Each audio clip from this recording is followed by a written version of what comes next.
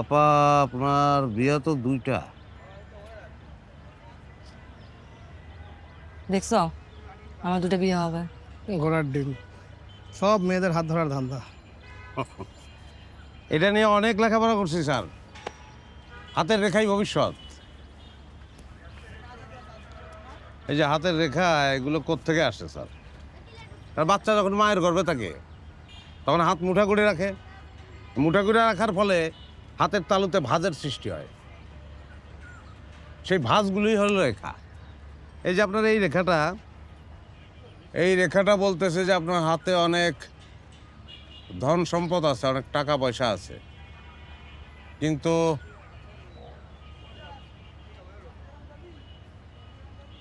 কিন্তু আপনার জীবন রেখাটা ছোট। আপনি বেশি দিন বাঁচবেন না স্যার। নেপোলিয়নের নাম জানো? তোমার অবশ্য জানার কথা না। নেপোলিয়ন একবার একটা কাজ করছিল, বুঝছো? সেটা হচ্ছে, এক ভাগ্য বিশারদ একবার নেপোলিয়নকে বলল যে আপনি তো বেশি দিন বাঁচবেন না, আপনার ভাগ্য রেখা, জীবন রেখা ওটা ছোট। তখন নেপোলিয়ন কি করছিল জানো? ছুরি দিয়ে নিজের জীবন রেখাটা কেটে বড় করছিল।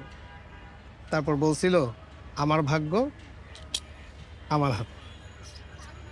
আচ্ছা, আপনি কি আশেপাশেই থাকেন? জি, লেখ পারে। ওই বস্তিতে তো। থামো তো। জি, আমার আম্মারে নিয়ে থাকি। আপনারা খুশি হয়ে যা দেবেন তাই দিয়ে আমার মার কিডনির টাকা তুলবো। তাহলে নিজের ভাগ্য নিজে বদলাও না কেন? নিজের হাত দেখা যায় না, মানা আছে।